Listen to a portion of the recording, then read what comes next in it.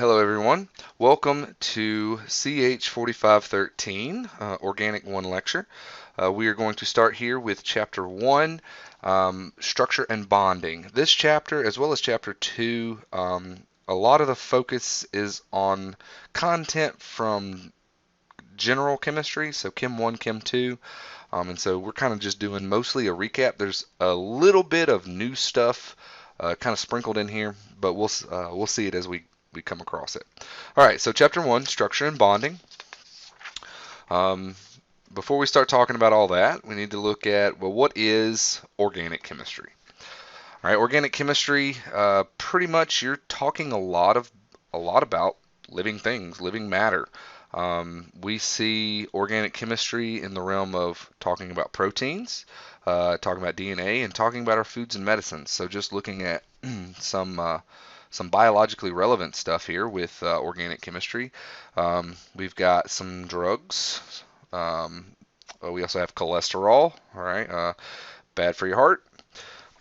And so you can see all of these are excellent examples of organic molecules. And so one thing that you can't really tell, but these all of these structures that are drawn here, these are representations of carbon-carbon bonds, whether they're double bonds, single bonds, triple bonds, and you also see occasionally other atoms or elements other than carbon, something like oxygen, sulfur, nitrogen. Those tend to be the other three more dominant atoms or elements that are present. And so, but we'll get to that in due time. All right, so organic chemistry is, for the most part, it is the study of carbon compounds, right? And a lot of it is the study of carbon.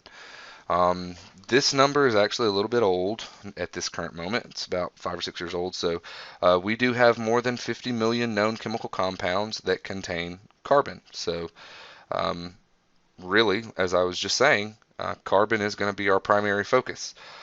Carbon is a group 4A element, meaning that it has 4 valence electrons, and with 4 valence electrons it can form 4 covalent bonds, right? And so kind of doing a rehash, you thought you were done with this periodic table? No such luck, my friend, right? So when you look at the periodic table here, you can see we're going to be focusing on the carbon here, okay? So we know a lot about carbon, right? We know how many protons it's going to have, 6. We know how many electrons it's going to have if it's neutral, 6. We know the average atomic mass, which is going to be 12.01. And you can think of that in either units of AMU or grams per mole. All right. Uh-oh. Stuck to my page. All right. And so what we're going to see a lot happening here, carbon atoms having 4 bonds that it can form will form all types of different chains, rings. The sky's the limit. All right. And really carbon is the only element that does provide such diversity in the compounds that it forms. All right. So as you can tell, we are going to be focusing a lot on carbon, but some of the other elements that we're going to see are going to be hydrogen. See a lot of that, mostly bound to either carbon, nitrogen, or oxygen. We're also going to see nitrogens and oxygens, and then the halogens from before, the fluoride, chloride, bromide, and iodide, and then also phosphorus and sulfur. So these 10 elements are the most commonly encountered. We do encounter some other ones, but they are the most commonly encountered elements for organic chemistry. So you can think of, yay, I don't have to worry about knowing everything about almost 300 elements. I'm really just going to focus on 10. All right. So kind of taking a dive into some old information that hopefully we do recall.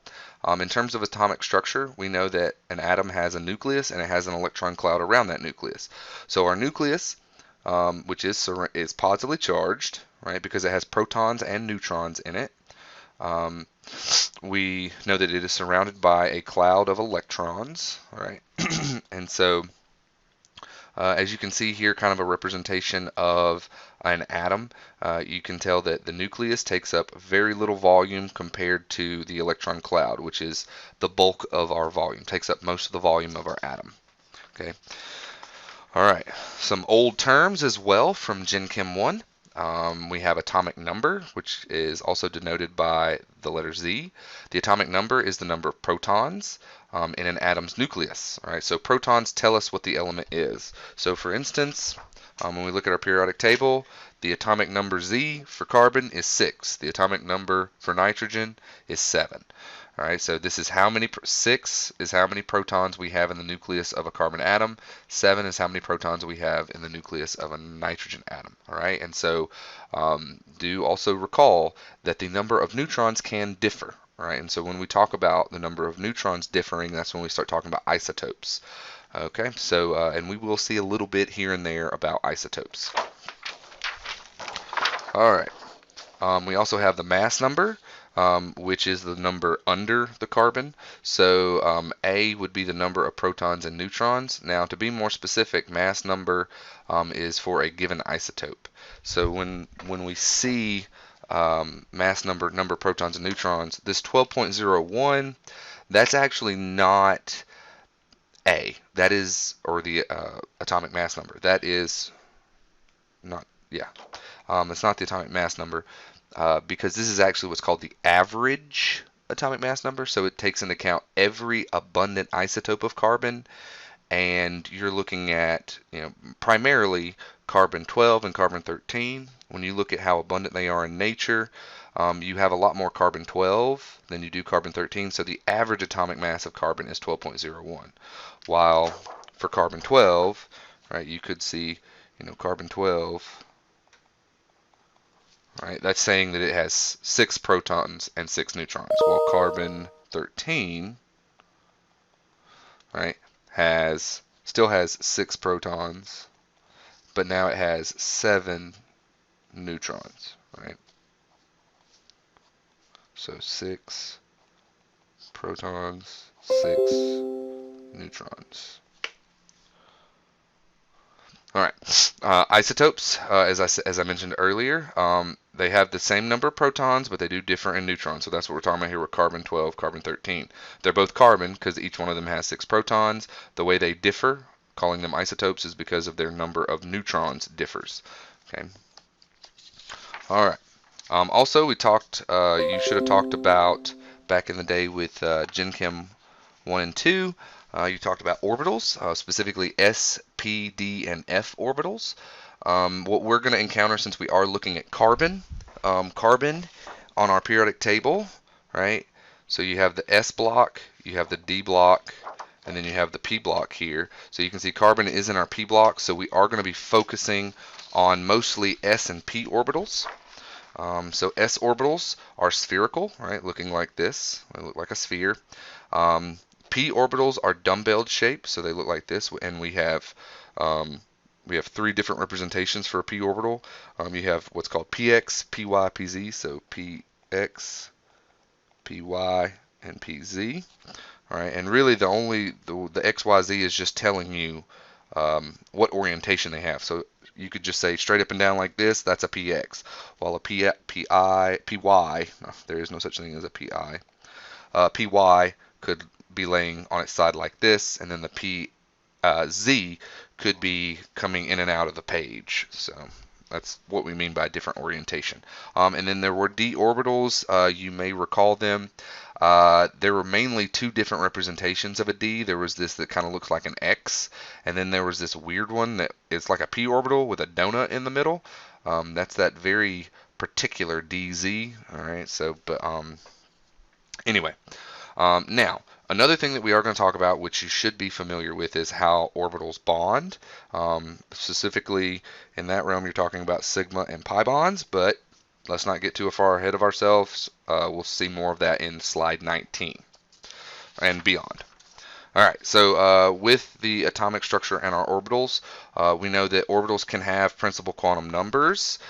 Specifically, we could have a principal quantum number n of 1, 2, and 3. And so when you talk about a principal quantum number n of 1, 2, and 3, right, you're really just looking at the rows on the periodic table. So everything in this top row is n equals 1. Everything in this row is n equals 2. Well, for the S block, let's say S block, sorry. So here this would be n equals 1, n equals 2, n equals 3, n equals 4, n equals 5, n equals 6, n equals 7. All right, and then for the P block, right, your P block really starts here with boron. So this is anything on this row starting in the P block. This is n equals 2, n equals 3, n equals 4, n equals 5, n equals 6, n equals 7. And then your D block, right? This was that weird one. So this is the D block starts in the fourth row here, but this is actually 3D, right? So n equals 3, n equals 4, n equals 5, n equals 6. But this is the D block, so remember those are D's. All right. Then, and so we did talk about having S, P, D, and F orbitals. We talked about those shapes.